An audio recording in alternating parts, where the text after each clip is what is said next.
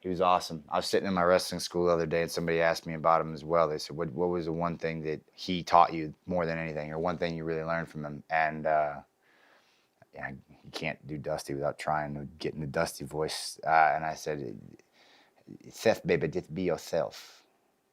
And that was the thing, man. When I got down to Florida, uh, like I said, they wanted you to pay your dues, and part of that was they would tell you what you did to get there wasn't what was going to make you successful. They really wanted to mold you in their way.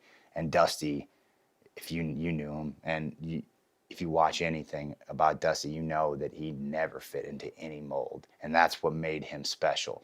He's like, don't listen to that. You be yourself. You stay true to who you are, and you're going to be just fine. And that coming from him and what he'd accomplished, that meant the world to me. And so I knew that no matter what, if I stuck to my guns and I had that voice in the back of my head, things would be all right one way or another. Triple H would kind of take over the helm over there and start running NXT. Yeah. What kind of influence has Triple H been on you? Yeah, I mean, he's a mentor and a half, you know what I'm saying? He's a guy who was this close to firing me from NXT. Ooh, I mean, I didn't know that. Oh, yeah. Why did you almost get fired? So that Dusty advice, it's a double-edged sword. It's a double-edged sword, you know? Isn't it amazing how some advice is? Yeah, go ahead, please. This So is a you great see story. where I'm going here. So I had to have that confidence to be who I was to get to where I wanted to go. I knew that, but that would rub some people the wrong way. And one of the people that it rubbed the wrong way, maybe this is some leftover heat from me shunning him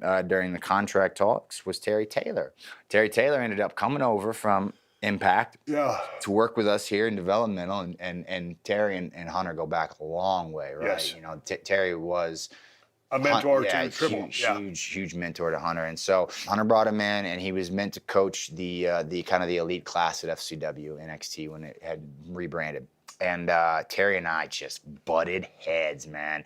And I think a lot of that had to do with because Terry's a lot like me in that way, where he has confidence in what he did to get him to where he was, and he was going to instill that on us. And Terry's approach was a little hard-nosed at first. And when you come into a new job, I understand that now. Obviously, you need to do that. You know, you need to put your foot down. You need to understand that people need to respect you, otherwise they're going to walk all over you. And so, to understand now where he was coming from at the time, I'm just like, yo, bro.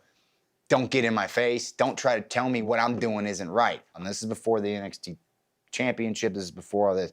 I'm going to get to where I want to go. You just let me do me and stay out of my way. Don't try to change everything that I'm doing. You told him that. In not so many words. I would challenge Terry daily in front of the class, and he didn't like that.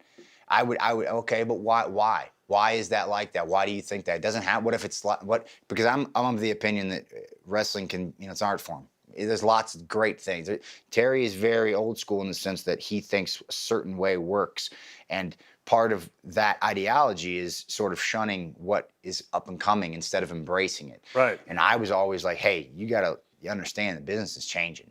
You got to go with it. If you go against it, you know, it's not going to help. And so I would just challenge him in little ways every day, to the point where I was insubordinate. And Hunter took me aside and was like, look, what, you know, I don't see anything special in you. So if you don't want to play ball, you don't want to work with us, you can go back to the Ring of Honor and do things your way, but you need to start doing things our way. And I was like, oh man, my dream's about to go up in smoke here. And again, I go back to Joey Mercury, and I sat down with him he was a coach at the time now too. Flash forward, he's there with us a couple years later, and he's like, listen, you need to understand how to play the game.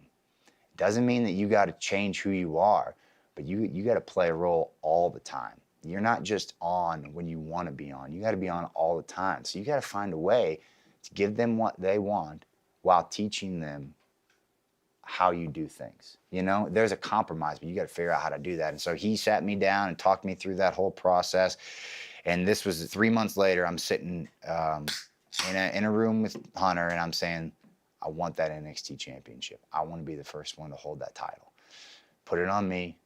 And this brand is off and running. You go in another direction with it, and I don't know where you're going to be in a couple years from now. And I told him that. I said, I'm the right guy for this. You know that, and I know that. And let's bury this hatchet, and let's make this work.